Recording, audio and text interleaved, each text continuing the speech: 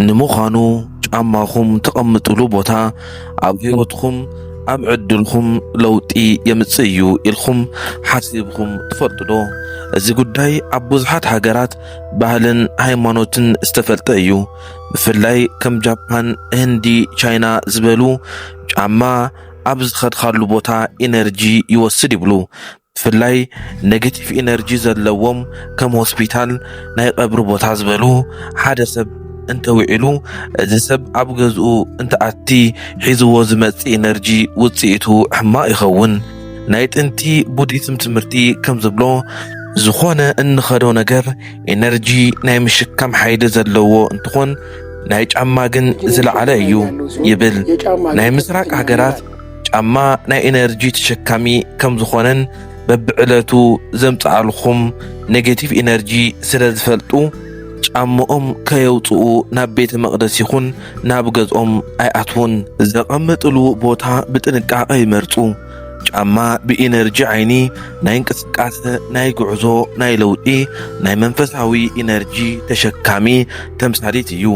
ጫማ ኣብ ገዛ ውሽጢ ኣብ ዘይግባእ ቦታ ምቕማጥ ናብ ገዛ ዝኣቱ ጽቡቕ ኢነርጂ ምግዳብ የምጽእ። ነዚ እዩ ሓድሽ ጫማ እንትንገብር ሕጉሳትን ጽቡቕ ስምዒትን ዝስምዐና። እዚ ብሳይንስ ዝተደገፈ እዩ። ኣብ መጽሓፍ ቅዱስ ኦሪት ዘጸአት ምዕራፍ 3 ቁጽሪ 4 እስካብ 5 እግዚአብሔር ድማ ክርኢ ከም ዝቐረበ ምስ ረኣየ ኣምላኽ ካብ ማእኸል እታ ቁጥቋጥ ሙሴ ሙሴ ኢሉ ጸውዖ። ንሱ ድማ እኔእኹ በለ። ሽዑ ኸዓ ናብዚ ኣይትቕረብ፣ እዛ ደው ኢልኻላ ዘለኻ ቦታ ቅድስቲ ምድሪ እያ እሞ ኣሳእንኻ ጫማኻ ካብ ኣእጋርኻ ኣውፅእ በለ።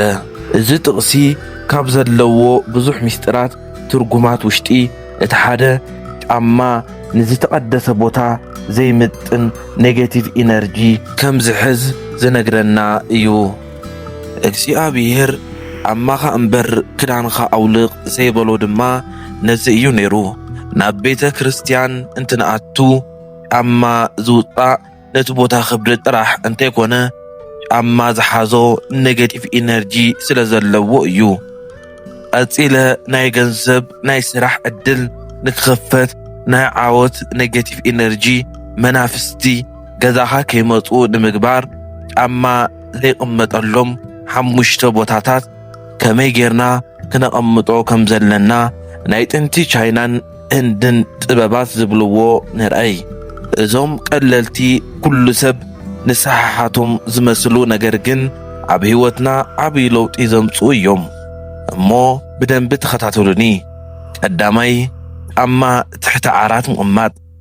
ዓራትና ኣእምሮና ዕረፍቲ እንረኽበሉን እንሕድሰሉን ዝተቐደሰ ቦታ እንተኾነካ ብኡ ልክዕ ዓርስኻ ዘይትፈልጠሉ ናይ ኢነርጂ ኣካልኻ ኣብ ካሊእ ሓሳብን ጥቕዓትን ናይ ምግላጥ ኩነታት ዝፍጠረሉ እዩ።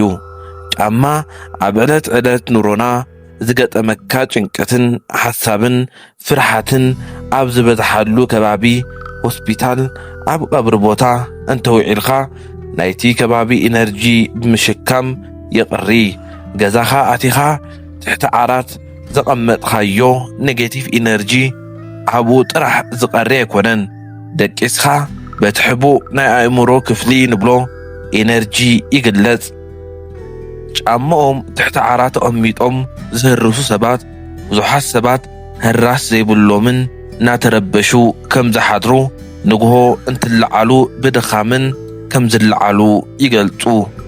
እዚ ኢነርጂ ኣብ ርክብና፣ ኣብ ገንዘብና፣ ኣብ ህይወትና ዘምጽኦ ሕማቕ ኢነርጂ ስለ ዝህሉ ብዝተኸኣለ መጠን ጫማኻ ካብ መህረስ ምርሓቕን ናብ ናይ ባዕሉ መቐመጢ ጥራሕ ንክቕመጥ ምግባር ኣድላይ እዩ። ካልኣይ ጫማኻ ካብ ገዛ ኣውፂኻ ኣብ በሪ ምሕዳር። ጥንታዊ ናይ ቻይና ጥበብ ናብ ገዛ መእተዊ በሪ ጽቡቕን ሕማቕን ነገር ዝኣትዎ ዋና ናይ ሓይሊ ቦታ እዩ ይብሉ። ጫማ ኣብ በሪ ምቕማጥ ናብ ገዛ ዝኣቱ ጽቡቕ ነገር ከም ዝግድቦ የምህሩ። ከምኡውን ኣብ ናይ ገዛኻ በሪ ጫማ ምሕዳር ብጸልማት ዝካየድ ሕማቕ ኢነርጂ ናይ መናፍስቲ ጥቃትን ሒዙ ስለ ዘቕሪ ንግሆ ነቲ ጫማ መሊስኻ እንትገብሮ ናብ ሕማቕ ኢነርጂ ተኣቱ። እዚ ኣብ ገዛኻ ህይወትኻን ጥዕናኻን ፀገም የምጽእ እዩ። ሳልሳይ ጫማ ብዘይ ስርዓት ኣብ ገዛኹም ምቕማጥ። ጫማ ብዘይ ስርዓት ምቕማጥ ማለት እቲ ኢነርጂ ዝተበታተነ እዩ ማለት እዩ። ኣብ ዙርያና ዘለዉ ዝኾኑ ነገራት በትሕቡ ናይ ኣእምሮና ክፍሊ ዘምጽእዎ ተጽዕኖ እኒኦ።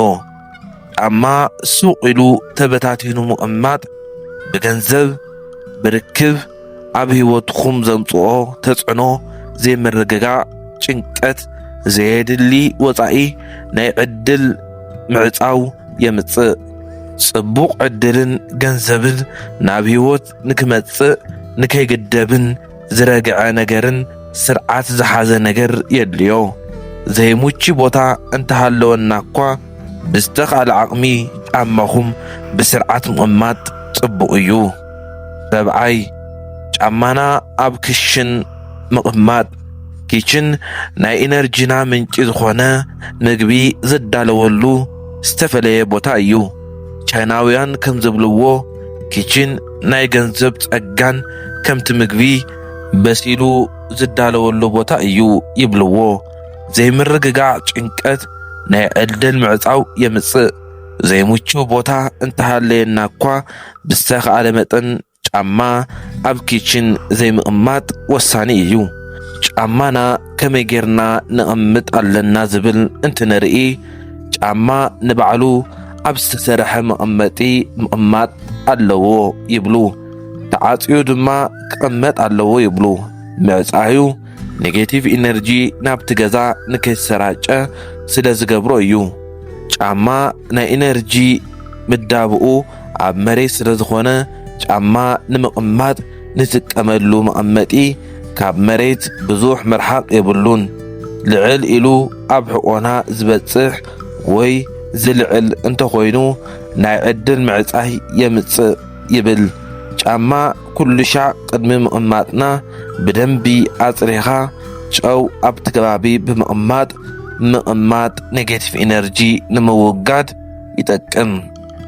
ክቡራት ናይ ሰናይ ሚድያ ቻናል ተኸታተልቲ፣ እዚ ቻናል ሓድሽ ስለ ዝኾነ ላይክ፣ ሼር፣ ሰብስክራይብ ብምግባር ናብ ሰባት ሼር ብምግባር ንክተበራታትዑና ብትሕትና ንሓትት።